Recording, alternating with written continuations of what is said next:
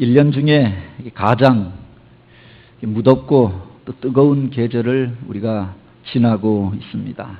많은 사람들이 더위를 피하기 위하여서 휴가를 떠나고 또 피서를 가는 그런 계절이기도 합니다. 그런데 이 뜨거운 가운데서, 그 장렬하는 태양 가운데서 그 아름다운 열매가 연걸어가고 식물이 자라고 또 무성하여지는 이 진리를 우리가 깨닫게 되기를 원합니다. 8월은 휴가의 계절이지만 교회적으로 보고 또 신앙적으로 보면은 또 영적인 훈련의 계절이기도 합니다. 전통적으로 이 여름철에 교회에서 성경학교를 하고 캠프를 떠나고 또 청소년부에서 청년부에서 수련회를 하고 올해는 우리가 오랜만에 또 교회에서 정교인 수련회를 갖게 됩니다. 이 수련회를 준비하면서 어떤 분들이 그럽니다. 요사이는 교인들이 수련회라 그럼 부담 가지고 또 싫어하니까 수양회로 하는 게 어떻겠습니까? 아마 또 우리가 세상 가운데서 힘들게 일하고 또 그 뜨거움 가운데서 피하여서 또 심신을 수양하는 기회를 갖는 것도 소중하죠. 그런데 어떤 때는 우리가 훈련해야 할 때가 있고 수련을 하여야 할 때도 있다라고 하는 겁니다. 그렇게 혹독한 훈련의 과정을 거친 이후에 하나님이 쓰시는 사람들이 세워지고 아름다운 열매가 또 맺혀지게 되는 줄 믿으시기 바랍니다. 여자들이 보통 가장 싫어하는 이야기가 그 첫 번째가 군대 이야기라고 하고 두 번째가 남자들이 하는 축구 이야기라고 합니다. 그런데 가장 질색하는 이야기가 이 두 가지가 합한 군대에서 축구하는 이야기, 여자들이 가장 싫어한다라고 하는데 그 이야기를 하려고 합니다. 제가 군에 입대하던 때가 물론 남들보다 짧게 해서 쇼타임 솔저라고 해서 단기사병으로 갔다 왔는데 1988년 8월에 훈련소에 입대하게 되어졌습니다. 나중에 보니까 내 동생이 사관학교에 들어갈 때는 어머니가 그렇게 울더라고요. 그런데 저는 훈련소 갈 때 어머니가 눈물 한 방울 안 흔들리고, 그래서 제가 버스 타고 훈련소 찾아갔다 왔는데 그때가 가장 더웠던 것 같습니다. 8월 그 뜨거운 날에 훈련을 받게 되어지고, 그리고 이제 9월 달에 올림픽이 열리게 되었던 겁니다. 이 마침 올림픽 기간이고 한국 경기가 있으면 그날은 이제 훈련을 쉬고 그렇게 이제 축구 경기를 구경하고 한국팀 경기를 구경하는 겁니다. 근데 그때 한국팀이 승승장구한 게 아니라 예선 탈락해서 3게임인가 2게임 하고는 탈락해버린 겁니다. 아마 그날이었던 것 같은데, 그날 이제 교관이 와서 오늘은 훈련이 없고 그렇게 하루 종일 축구하도록 해주겠다. 그래서 훈련 받으러 왔던 사람들이 다 환호를 하면서 훈련이 없다고 하니까 아침 식사를 마친 다음에 이제 교관이 공 하나 내주고 마음껏 공차라고 하는 겁니다. 그래서 한 8시 반부터 공을 찼는데 호루라기를 불지 않고 태양은 장렬하고 뜨거운데 9시, 10시, 11시가 되어도 들어오라고 하지 않는 겁니다. 계속 공을 찼는데 앉아있으면 와서 혹독하게 쪼그려 뛰기를 시키고 얼차례를 시키고 그러니까 계속 뛰는 겁니다. 그래서 8시 반부터 12시까지 그냥 공을 찬 거예요. 그 중에 어떤 친구들은 탈진하고 이제 12시가 돼서 호루라기를 불고 점심 먹으라고 하는데 점심 먹은 다음에 다시금 운동장에 나가서 이제 후반전 한다. 근데 그날 여러 명이 토하고 그래서 질리도록 축구하였던 기억이 있습니다. 이 축구가 또는 공차는 게 그때 처음 알았던 게 노는 게 아니라 훈련, 그 어떤 훈련보다 가장 빡센 훈련이 되더라. 계속 뛰어야 하는 겁니다. 엄청난 지구력이 요구하고 체력이 요구되어지고 또 주저앉을 수가 없으니 무슨 그늘에 가서 피할 수가 없으니 인내력이 요구되어지는 겁니다. 그렇게 혹독한 훈련을 마치고 와서 그런 경험을 이야기했더니 해병대를 갔다 왔던 친구가 야 우리는 일요일마다 그렇게 했다 그러는 겁니다. 혹독한 군대, 정예의 병사들은 더 혹독한 훈련을 받게 되어져 있는 것 아닙니까? 군인다운 군인, 그리고 정예의 군사들이 만들어지기 위해서는 혹독한 훈련의 과정이 필요하더라라고 하는 겁니다. 하나님의 사람이 하나님의 사람다워지기 위해서는, 하나님의 백성이 하나님의 백성으로 세상을 이기는 삶을 살고 그리스도의 군사로 살아가기 위해서는 이런 훈련의 과정들이 필요하다라고 하는 겁니다. 그래서 하나님께서 때때로 우리가 알지 못하는 이유들 가운데서 광야로 우리를 내어 몰고 또는 그 메마른 시간들을, 그 뜨거운 시간들을 견디게 할 때가 있다라고 하는 겁니다. 오늘 우리가 읽은 이 본문은 구약시대의 가장 위대한 선지자여 예언자로 일컬어지는 바로 엘리야가 성경 안에 처음 등장하는 장면을 기록하고 있습니다. 보통 구약의 그 많은 예언자들 가운데에서 가장 대표적으로 예언자를 대표하는 사람이 엘리야라고 이야기하죠. 그 이름 속에 여호와는 하나님이시다, 그런 의미심장한 뜻이 담겨져 있습니다. 어둠의 시대 가운데 여호와 그분이 참 하나님이 되신다 선포하였던 사람이 엘리야였고, 그가 기도할 때 하늘의 문이 막혀져서 3년 6개월 동안 그 땅에 비가 내리지 않기도 하였고, 다시금 그가 손을 들고 하늘을 향하여 기도할 때 막혀졌던 하늘의 문이 열리고, 그래서 그 땅 가운데 메마른 땅에 단비가 내려지는 역사가 나타나게 되지요. 그가 기도할 때 하늘에서 불이 내리기도 하였고, 놀라운 능력이 그를 통하여서 나타났던 일들을 열왕기상에 보면은 기록하고 있지요. 일대 850 바알과 아세라의 선지자, 그들이 연합한 850명과 갈멜산 위에서 대결하여서 하나님의 놀라운 능력을 나타내고 이스라엘의 개혁 시대를 이끌었던, 또 수많은 선지자들이 그를 통하여서 일어나게 되어졌던 그 사람이 바로 엘리야였습니다. 그런데 그가 그냥 어느 날 갑자기 하나님 앞에 쓰임받게 된 것이 아니었다라고 하는 겁니다. 오늘 본문에 보면 그 엘리야에 대하여서 소개하고 그가 하나님 앞에 쓰임받게 되어졌던 그 과정에 대하여서 기록하고 있지요. 본문 1절에 보면 그에 대하여서 소개하기를 길르앗에 우거하는 자 중에 디셉 사람 엘리야가 아합에게 말하되라고 하였습니다. 이 엘리야에 대해서 소개하는데 그저 길르앗에 우거하는 자라고 하였습니다. 이 길르앗이라고 하는 곳은 뭐 이스라엘의 대도시나 중심부에 있었던 곳이 아닙니다. 변방에 있었던, 지금으로 말하면 모압 땅, 이방 땅, 그 이방 변경에 있었던 곳인데, 그것이 원래 고향도 아니고 그것에 우거하던 사람, 잠시 머물러 살던 사람인데, 사람들이 그에 대해서 이야기하기를 그저 디셉 사람이라고만 하였던 겁니다. 이 지도를 찾아보면은 뭐 디셉이라고 하는 것이 어디인지 분별하기가 쉽지 않다. 지도에서 큰 지도를 펼쳐보고 찾아보아도 디셉이 없는 겁니다. 길르앗은 이 요단 동편의 땅이라고 하는 것을 알 수 있는데, 그 중에 있었던 사람들에게 알려지지 아니하였던 작은 고을, 산골 마을 출신이 바로 엘리야였다라고 합니다. 보통 위대한 사람이 등장하고 하나님이 쓰시는 사람이 등장하면은 그가 어느 지파에 속한 사람이었고 그의 아버지가 누구이고 어느 가문에 속한 사람이다, 이것을 밝히고 있는데, 아버지의 이름도 가문의 이름도 그가 속한 지파의 이름도 성경에는 등장하지 않습니다. 내세울 것이 없는 집안의 사람이었고, 단지 알려진 것은 디셉이라고 하는 그 길르앗에 있는 어느 한 산골 지방 사람이라고 하는 것만 알려져 있었던 사람이죠. 근데 그가 바로 이스라엘의 가장 어둠의 시대 가운데 하나님 앞에 쓰임받게 되었다라고 하는 겁니다.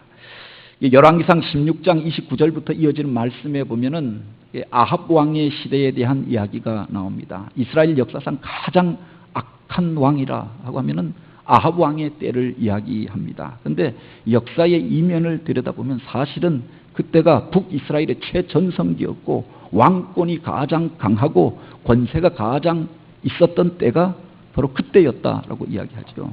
그가 바로 이스라엘을 다스리던 때에 이제 하나님을 섬기는 것이 아니라 그전 왕들은 그래도 하나님을 섬긴다고 하면서 금송아지를 만들어 놓고 그것이 하나님이다, 그 앞에 가서 절하라, 이런 정도로 사람들의 신앙을 변질시켰는데, 이제는 그가 아예 하나님을 제거하여 버리고 그 자리에 바알의 신상을 세우고 그들의 수도 사마리아에 바알 신전을 세우고 거대한 바알 신상과 아세라의 신상을 세워놓고, 그리고 사람들로, 백성들로 나와서 그 앞에 와서 제사하고 절하게 하였던 겁니다. 오늘 우리에게 부요를 가져다 두고 풍요를 가져다 주고 번영의 시대를 가져다 주는 이가 누구냐? 야훼가 아니라 바알이라 그 앞에 와서 절하라. 그래서 많은 사람들을 거짓된 신앙으로 이끌었던 이가 아합이었던 거죠. 번영의 시대 가운데 그의 잘못된 선택을 통하여서 이스라엘의 위기가 찾아오게 되어졌던 겁니다. 그의 아내였던 이세벨을 통하여서 시돈 사람들이 섬기던 바알을 그들 가운데로 끌어들이고, 과거에 이스라엘 백성들이 몰아내고 없애버렸던 바로 가나안 사람들이 섬기던 아세라 신앙을 그들 가운데서 다시금 회복해서 그것을 섬기게 하였던 거지요. 더하여서 하나님을 섬기는 사람들을 박해하고 핍박하고 죽이는 일들을 행하였다라고 하였습니다. 이스라엘 백성들이 가나안 땅을 정복할 때 무너뜨렸던 여리고성, 그것을 히엘이라고 하는 사람을 통해서 다시금 재건하도록 하였고, 그것을 통해서 자기의 권세를 자랑하려고 하였던 거죠. 그 과정 속에 하나님께서 히엘의 아들들을 죽게 하면서 경고하였지만 그가 이 일을 멈추지 아니합니다. 그래서 하나님이 엘리야를 택하고 그를 통해서 아합에게 가서 이 말을 전하게 하였던 거죠. 이 백성이 범죄함으로 이제부터 이 땅 가운데 비도 이슬도 내리지 아니할 것이다. 하나님께서 그 땅 가운데 재앙을 내리실 것을 경고하였던 겁니다. 농사를 짓던 시대인데 비가 내리지 않으니 농사를 지을 수가 없는 것 아닙니까? 목축하던 사람들이 목축을 하려고 양떼를 먹이려고 하면은 물이 있어야 하고 초장이 있어야 하는데 바로 비가 내리지 않고 이슬도 없어지게 되어지니 이제 불황의 시대가 오게 될 것이고 고난의 시대가 오게 될 것이고 기근의 시대가 오게 될 것이다. 이것을 경고하게 하였던 겁니다.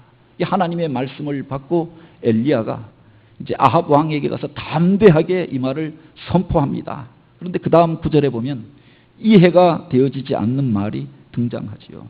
그가 아마 이 아합 왕에게 나아갈 때는 목숨을 걸고 비장한 각오로 나아가지 않았겠습니까? 왕이 잘못하고 있고 하나님 신앙을 버리고 거짓된 신앙으로 사람들을 이끌어가니 내가 이제 목숨 걸고 여기에 대하여서 하나님의 명예를 걸고 말하리라. 비장한 각오를 가지고 죽으면 죽으리라 나아갔던 겁니다. 그가 듣고 회개하면 세상이 바뀌어질 것이고 그렇지 않는다고 하면 내가 죽으리라. 그리고 나아갔던 거지요. 세상이 뒤집어지든지 이제 바꾸어지든지 아니면 내가 죽든지 그런 각오를 가지고 나아가서 이 말을 전하였습니다. 왕이 이 말을 듣고 뭐 기분이 좋았을 리가 없겠지요. 자기를 향하여서 경고하고 부정적인 예언을 하였던 것 아닙니까? 신하들도 온 백성들도 좋게 여기지 아니하였을 것입니다. 그런데 그 뒤에 보면 이제 하나님께서 그에게 두 번째 말씀을 주시는데 이제 됐으니 그곳을 떠나서 동쪽 요단 앞 그릿 시냇가로 가서 숨으라.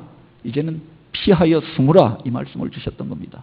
목숨 걸고 나아갔고 또 이제 세상에 놀라운 일들이 벌어지게 되리라. 하나님의 놀라운 권세가 나타나서 세상이 바뀌어지든지 그렇지 않다고 하면은 내가 죽든지 그렇게 나아갔는데 하나님께서 이제 됐으니 피하여 숨으라. 이 말씀을 주셨던 겁니다. 이게 무슨 그렇게 비겁한 모습입니까? 하나님의 말씀을 전하였으면 담대히 맞서 싸워야 하는데 이제 그렇게 왕 앞에 나가서 칼을 뽑아서 그렇게 담대하게 통렬하게 선포했다라고 하면은 이제 끝장을 보아야 하는데 하나님께서 그를 향하여서 됐으니 피하라 숨으라 이 말씀을 주셨던 겁니다.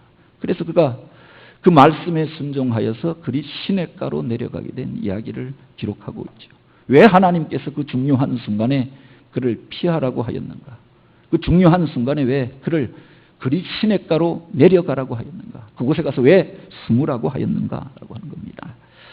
우리가 기억해야 할 것은 하나님의 놀라운 역사가 일어나기까지는 기다리고 또 준비하는 기간이 필요하다라고 하는 겁니다. 하나님께서 우리에게 환상을 보여주셨다 할지라도 하나님께서 분명한 음성과 응답을 주셨다 할지라도 그 일이 일어나기까지는 지난한 세월이 지나야 하는 겁니다.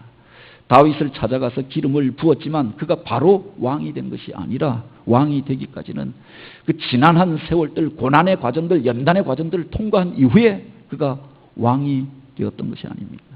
이제 엘리야에게 분명한 말씀을 주셨지만 그 일이 이루어지기까지는 지난한 세월이 지나가야 했던 겁니다. 그 기간 동안 내가 피하여 숨어 있으라. 그렇게 말씀하셨던 거지요. 야고보 사도가 그렇게 이야기합니다. 고난의 시대를 살아가는 성도들을 향하여 그리스도께서 강림하시기까지 너희는 길이 참으라. 농부가 땅에서 귀한 열매를 바라고 길이 참아 이른 비와 늦은 비를 기다림같이 마음을 굳게 하여 길이 참아 기다리라 라고 하였습니다. 농부가 그 열매를 거두기까지는 이 뜨거운 계절을 지나야 하는 것 아닙니까? 때로는 그 뜨거운 태양볕 아래 나아가서 잡초를 뽑아내야 할 일들도 있고 그것 또한 견딜 수가 없어서 피하여야 할 시간들이 있을런지도 모릅니다. 그런데 그 시간을 지난 이후에야 열매가 맺혀지는 거죠. 어떤 때에는 피하여 숨어야 할 때가 있다라고 합니다. 물이 끓기까지는 100도가 되어져야 그 임계점에 이르러야 물이 끓게 되어지는 거죠. 그 전까지 아무리 열을 가하고 또 기다려도 아무런 변화가 나타나지 않는 겁니다. 소용없는 것처럼 보여지는 시간들이 보여지는데 사실은 그것들이 모여서 어느 시점에 이르게 되어지면 바로 액체가 변하여서 기체가 되어지는 놀라운 질적인 변화의 사건들이 일어나게 되는 거죠. 그게 그냥 일어나는 것이 아니라 바로 이런 과정을 지난 이후에 가열하는 과정을 통하여서 바로 이런 변화의 사건들이 나타나게 된다고 합니다. 많은 사람들이 때때로 하나님께서 어떤 환상도 주시고 오늘 우리 가운데 이와 같은 약속의 말씀도 주셨는데 그 일들이 금방 일어나지 아니하여서 낙심하고 포기하는 경우가 얼마나 많이 있습니까? 특별히 이번 여름에도 또 이렇게 진로를 놓고 준비하는 청년들이 있습니다. 그리고 또 수능 시험을 준비하는 고3 또 학생들이 있지요. 근데 이 여름을 어떻게 보내느냐, 그 결과가 달라지게 된다라고 이야기합니다. 지금까지 열심히 준비해 오다가 이제 7월, 8월 이 뜨거운 날이 되어지고 지치고 약하여져서 포기하는 경우가 얼마나 많습니까? 공부 안 할란다, 포기할란다, 될 대로 되라. 근데 사실은 그 시간을 통과한 이들이 아름다운 열매를 거두게 되는 거죠. 행여라도 엘리야가 바로 그 기간 동안 그가 낙심할까봐 사람들의 무리들 가운데에서 그가 실족하게 되어질까봐 하나님께서 그 무리를 떠나게 하시고 그 왕궁을 떠나게 하시고 그래서 그릿 시냇가로 내려가게 하셨던 거죠. 물이 있는 그곳, 이 기근의 시대, 고난의 시대, 메마른 시대를 통과하고 그가 인내하며 기다릴 수 있도록 그곳으로 내려가라 하셨던 겁니다. 그 속에 그를 향한 사랑이 담겨져 있고 약속이 담겨져 있었던 겁니다. 왜 비겁하게 피하라고 하십니까? 그런데 하나님께서는 그를 통하여서 기다리고 인내하는 과정을 통해서 이 일이 이루어지는 것들을 보게 하셨던 거지요. 어쩌면 그로 그릿 시냇가로 내려가게 하신 그 시간은 바로 그 자신을 훈련하고 하나님 앞에 세우게 되어지는 시간이었을 것입니다. 사람들의 무리들 안에 있다 보면은 그것 때문에 논쟁하게 되지 않겠습니까? 왜 이런 일들이 벌어지는가? 아합 왕과 논쟁을 해야 할 터이고 또 나라를 향하여서 부정적인 이야기를 하는 그를 향하여서 그가 이 이야기에 대하여서 말하려고 하면 논쟁과 갈등이 일어나게 되지 않겠습니까? 좋은 말들은 사람들이 듣기를 원합니다. 그를 향하여서 잘 될 것이다, 성공할 것이다, 이 나라는 번성할 것이다 이렇게 이야기하면 다 듣기 좋은 말이니 기쁘게 받아들이죠. 그런데 안 될 것이다, 기근이 올 것이다, 불황의 시대를 통과하게 될 것이다, 어려움의 시대가 직면하게 될 것이다, 사람들이 기분이 나쁘지 않습니까? 그 안에서 논쟁하다 보면 내 마음도 상하게 되어지고 분노하고 혈기를 부리고 또 그 과정 속에서 사람에게 낙담하게 되어지고 하나님의 역사에 대하여서 불신하는 말들을 내뱉을 수도 있었던 거죠. 그래서 피하게 하시고 하나님 앞에 집중할 수 있는 시간들을 갖게 하셨던 겁니다. 그래서 그로 그릿 시냇가로 사람들에게 알려지지 아니하였던 그 시냇가로 그렇게 그 은혜의 자리로 내려가게 하셨던 거죠. 그곳에서 하나님께서 그를 만나 주셨던 것 아닙니까? 때때로 어려움의 시간들을 지날 때, 또 기근의 시간, 또 메마름의 시간들을 지날 때 오늘 우리 자신을 세상 가운데서 물러나게 하여서 사람들과의 그 복잡한 관계 속에서 물러나서 바로 하나님과 단독자로 만나는 시간들을 갖는 것이 우리에게 필요한 줄 믿으시기 바랍니다. 1933년 독일에서 나치스가 집권을 하게 됩니다. 이른바 그들이 민족적인 자부심을 자극하면서 그 게르만 민족의 위대한 영광, 아리안족의 영광을 우리가 이 땅 가운데 이룩하겠다 선포하고 수많은 사람들이 히틀러에게 환호하게 됩니다. 세상 사람들, 불신의 무리들만 환호한 것이 아니라 사실은 국가 기독교회 교인들이 여기에 더 먼저 열광하게 하였던 거죠. 그가 우리들의 인생의 문제를 다 해결해 줄 것이다. 우리 민족의 메시아로 바로 그렇게 히틀러를 찬양하고 열광하게 되어졌던 겁니다. 그 시대 가운데 바로 하나님의 의를 전하고 하나님의 뜻을 전하고 또 나치스에 맞서서 고백 교회 운동을 이끌었던 디트리히 보네퍼라고 하는 목사님이 계십니다. 그가 원래는 유니온에서 신학을 가르치고 기독교 윤리를 가르치던 사람이었죠. 독일인 교회에서 목회하면서 늘 나라와 민족을 위하여 기도하던 사람이었습니다. 그런데 히틀러가 집권하고 이제 나치스가 집권당이 되어져서 세계 대전을 일으키는 이 광경들을 보면서 그가 조국으로 돌아가고자 합니다. 많은 사람들이 말리잖아요. 돌아가면 죽게 될 것입니다. 근데 그가 하나님의 공의를 위하여서 바로 우리 조국이 망하여야 할지도 모른다. 이 비장한 각오를 가지고 조국으로 돌아오게 되고 이 히틀러에 맞서는 나치스에 맞서는 이런 운동들을 조직하고자 합니다. 그런데 독일 기독교인들 가운데 있었던 그렇게 무기력한 모습들, 그렇게 그 세상의 권세에 대해서 무릎 꿇고 있는 모습들을 보면서 그가 좌절하게 되죠. 그래서 그가 깨닫게 된 것이 무슨 사회운동을 일으키고 정치운동을 일으키는 것이 아니라 바로 하나님 앞에 나아가는 비밀스러운 영성훈련이 먼저 있어야 함을 깨닫게 되어졌던 거죠. 세상 가운데서 화려한 그것들을 보면서 많은 기독교인들이, 대부분의 사람들이 그를 쫓아가고 있었고 남겨진 사람들조차도 그 견고한 나치스에 맞서 싸울 만한 용기가 없었고 그래서 낙담하고 좌절하고 스스로의 무기력증 가운데에서 패배의식에 사로잡혀 있는 모습들을 보면서 이제 하나님 앞에 나아가서 하나님의 뜻을 묻고 하나님이 주시는 능력 받고 하나님께서 주시는 그 권세와 능력으로만이 바로 이 세상에 대하여서 넘쳐흐르는 이 세상의 물결에 대항하여서 하나님의 뜻을 이룰 수 있겠다라고 생각했던 거죠. 그래서 빙겔발트 신학교로 들어가서 신학생들을 중심으로 하여서 비의 보지의 영성 훈련을 시작합니다.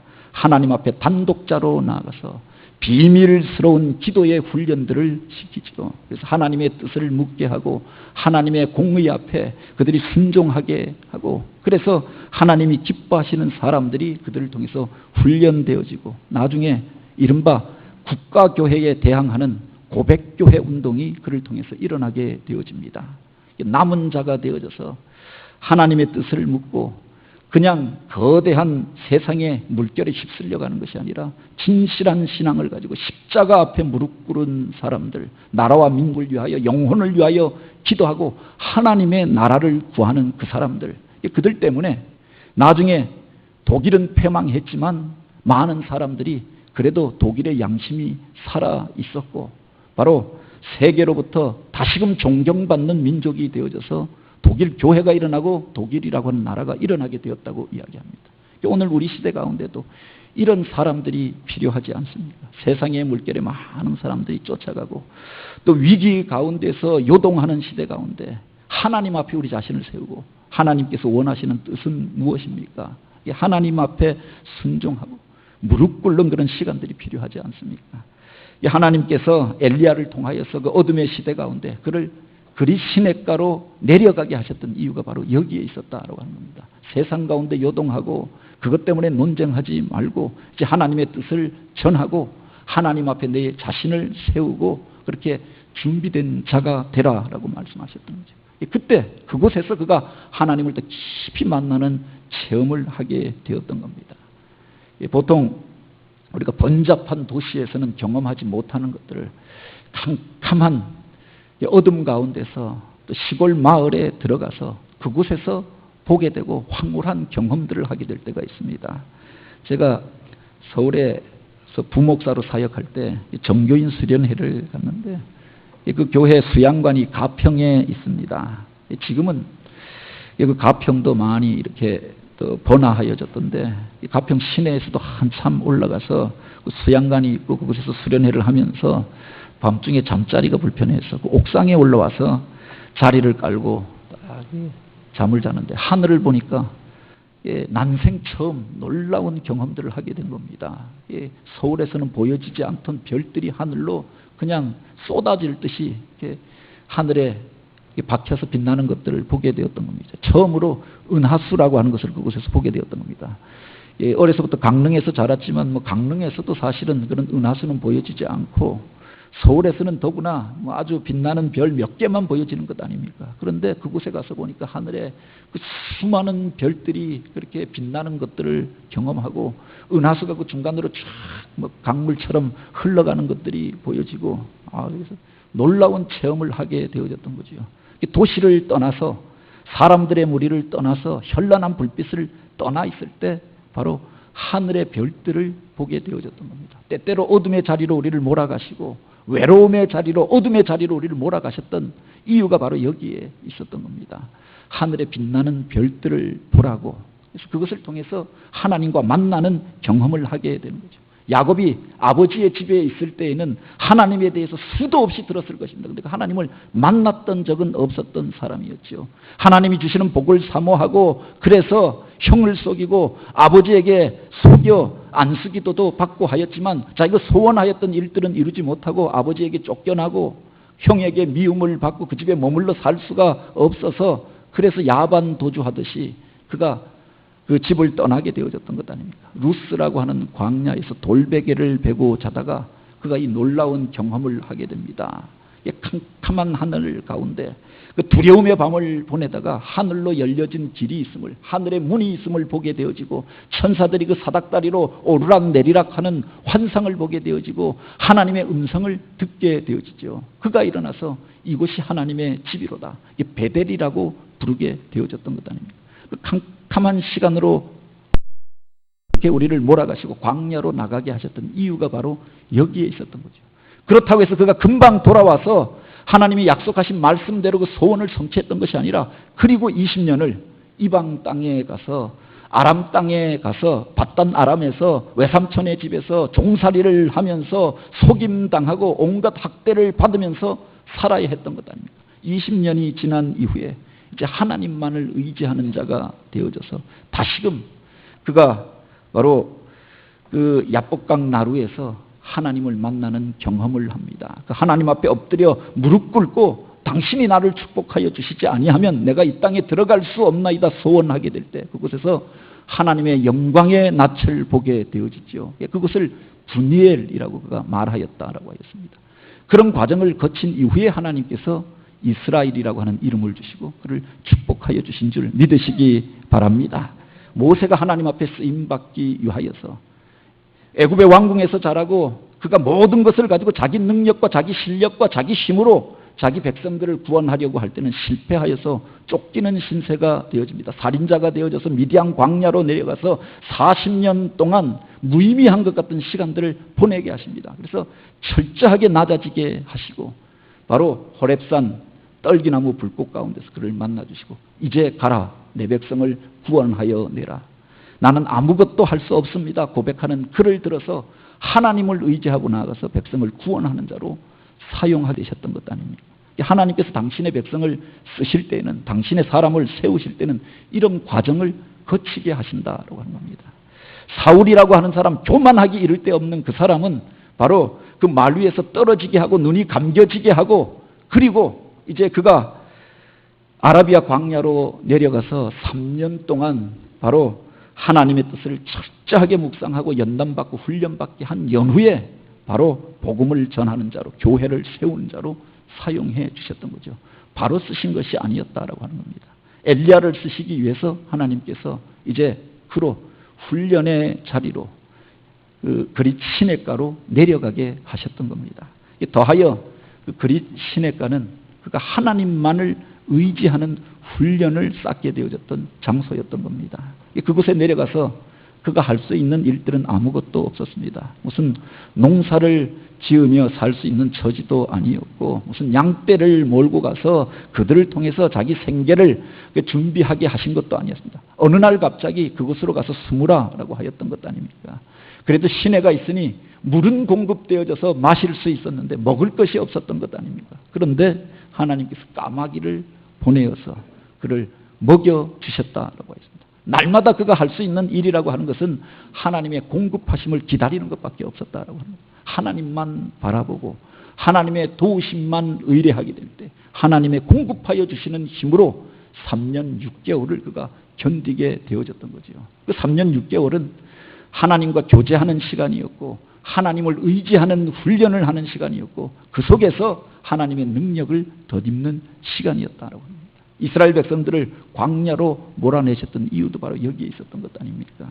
그들로 무슨 장비를 준비하여서 또 무기를 준비하여서 어디를 정복하라고 하신 것이 아니었습니다. 그냥 어느 날 갑자기 애굽을 떠나라고 하였고 그들을 광야길로 몰아넣으셨던 것 아닙니까? 메마른 땅을 지나면서 농사를 지을 처지도 아니 되었고 목축을 할 수 있는 처지도 아니었습니다. 그런데 날마다 하나님이 공급하여 주시는 힘으로 그들이 살게 되어졌고 오늘 우리가 사는 것이 내 능력으로 사는 게 아니라 하나님의 능력으로 산다고 하는 것을 고백하게 하시고 그래서 훈련받고 연단받은 연후에 약속의 땅에 들어가게 하셨던 거죠. 엘리야를 그리 시냇가로 내려가게 하셨던 이유가 바로 여기에 있다라고 합니다. 때때로 하나님께서 당신의 백성들을 이와 같은 기근의 시대, 고난의 시대, 흉년의 때를 지나게 할 때가 있습니다. 그것 때문에 우리가 낙심할 것이 아니라 그 속에서 우리를 만지시고 고치시고 또 훈련하시는 하나님의 뜻이 있음을 기억하시기 바랍니다. 그래서 더욱 하나님을 의지하고 이 어려움의 과정을 통과할 때 하나님께서 그를 들어서 하나님이 기뻐 여기시는 위대한 사역자로 세우셨던 거지요. 열왕기상 17장 8절에 보면 여호와의 말씀이 엘리야에게 임하여 이르시되 너는 일어나 시돈에 속한 사르밧으로 가서 거기 머물라. 내가 그곳 과부에게 명하여 너에게 필요한 것을 주게 하였느니라. 이제 하나님께서 그로 사역을 시작하게 하였던 것 아닙니까? 준비시키신 연후에 훈련시키신 연후에 그의 통로가 이제 깨끗하게 준비되게 한 연후에 그를 사용해 주셨다라고 하는 겁니다. 이 관이 깨끗한 물을 그렇게 공급하여 주게 하기 위해서는 그 관이 먼저 깨끗한 것으로 준비되어져야 하는 것 아닙니까? 그 관이 더럽혀져 있고 막혀져 있으면 좋은 것들을 공급할 수가 없는 거죠. 그 그릇이 깨끗하게 준비되어져야 주인의 쓰임에 합당하도록 예비되어지는 거죠. 하나님께서 오늘 우리를 준비시키시기 위하여서 그리 시냇가로 내려가게 하실 때가 있다라고 하는 겁니다. 그 이전까지는 그는 그저 디셉 사람으로 불려졌습니다. 그런데 그 이후에 그는 새로운 이름을 갖게 되어지죠. 열왕기상 17장 24절에 보면 여인이 엘리야에게 이르되 내가 이제야 당신은 하나님의 사람이요 당신의 입에 있는 여호와의 말씀이 진실한 줄 아노라 하니라. 그 이전까지는 그저 디셉 출신의 사람이었습니다. 길르앗에 우거하는 사람에 불과하였습니다. 그런데 이제 사람들이 그를 하나님의 사람으로 부르게 되어졌던 거죠. 훈련의 과정을 통과한 연후에 하나님 손에 온전히 붙들리게 되어진 연후에 하나님만을 의지하는 사람이 된 연후에 사람들이 그를 하나님의 사람으로 부르게 되어졌고 그가 하는 말이 그냥 자기 생각으로 하는 말이 아니라 하나님의 말씀이 그 입에 있는 것들을 인정하게 되어졌고 그를 따르게 되어졌다. 그때로부터 그의 능력이 나타나게 되어진 줄 믿으시기 바랍니다. 때때로 하나님께서 오늘 우리들 가운데 알 수 없는 어려운 일들을 겪게 하실 때 한 민족을 어려움의 자리로 몰아가실 때 그 속에 우리를 연단하시는 하나님의 뜻이 있음을 믿고 넉넉히 담대함으로 이 과정을 통과할 수 있는 저와 여러분이 되기를 원합니다. 록지 산맥 해발 8,000m 그 지점을 가리켜서 수목 한계선이라고 이야기합니다. 보통 2,700m 그 이상은 나무들이 수목들이 자랄 수 없다라고 이야기하죠. 우리나라에는 백두산 정도가 2,700m가 넘어섭니다. 꼭대기에 가면 어느 지점부터 나무가 없고 그냥 메마른 땅이 드러나 있는 것들을 보게 되죠. 록지 산맥에 가면은 3,000m가 넘는 산인데 그 꼭대기에 수목 한계선에서 자라는 나무들이 있다고 합니다. 그런데 그 나무들의 모습이 거센 눈보라를 맞으면서 자라서 무릎 꿇은 모양으로 그렇게 서 있는 것들을 보게 된다고 하죠. 제대로 위를 향해서 올곧게 서 있는 것이 아니라 거센 바람과 추위 가운데서 자기를 지키기 위해서 마치 무릎 꿇은 모양으로 땅을 향해서 거꾸러져 있는 것들을 보게 되어지죠. 그런데 바로 그 나무가 그 가장 아름다운 소리를 내는 명품 바이올린을 만드는 재료가 되어진다고 하는 겁니다. 이 무릎 꿇은 나무, 그 나무가 바로 그 거센 바람과 혹독한 조건 속에서 무릎을 꿇을 수밖에 없었던 그 나무가 그 단단한 모습으로 인하여서 가장 아름다운 공명을 내는 악기가 되어지는 겁니다. 하나님께서 때때로 오늘 우리를 이 수목 한계선에 서게 할 때가 있고 혹독한 바람을 맞이하게 할 때가 있고 우리를 몰아서 광야의 자리로 내어가게 하시고 그리 시냇가로 몰아가실 때가 있다라고 하는 겁니다. 그곳에서도 뒤에 보면은 땅에 비가 내리지 아니하므로 얼마 후에 그 시내가 마르니라. 그 시내를 의지하고 견디었는데 그 시내조차 말라버린 시절들을 통과하게 할 때가 있다라고 하는 겁니다. 그 일들을 겪게 하신 이유가 어디에 있느냐? 오늘 우리를 연단시키신 연후에 하나님만을 의지하는 사람으로 세우신 연후에 영롱한 하나님을 찬양하는 그 음성들이 찬양들이 오늘 우리들 가운데서 나오게 하기 위하여서 우리를 연단하여 가는 과정이었음을 기억하시기 바랍니다. 그 속에서 오늘 우리가 불평하고 원망하는 것이 아니라 세상을 향하여서 환경을 통하여서 좌절하는 자가 아니라 바로 이 과정을 믿음으로 통과하여서 하나님 앞에 연단받은 연후에 훈련받은 연후에 하나님을 온전한 모습으로 찬양하고 하나님의 영광을 나타내는 하나님의 사람으로 쓰임받는 교회요 성들이 되어지고 오늘 우리들을 통하여서 하나님의 놀라운 일들이 나타나게 되길 주님의 이름으로 축복합니다. 같이 기도드립니다. 오 하나님, 오늘 우리를 그런 사람으로 사용하여 주옵소서. 세상의 것들로 인하여 낙담하고 좌절하고 불평하고 원망하지 않게 하여 주시사 하나님께서 오늘 우리를 부르실 때 기꺼이 순종하며 그리 시냇가로 내려가며 광야로 들어가며 하나님의 만지심과 도우심을 경험하고 하나님 앞에 우리 자신을 세울 뿐만 아니라 그 말씀 앞에서 연단되어진 연후에 하나님의 거룩한 사람으로 쓰임받는 저희들 되게 하옵소서. 그런 계절이 되게 하옵소서. 말씀의 주인 되신 예수님의 이름으로 기도드립니다. 아멘.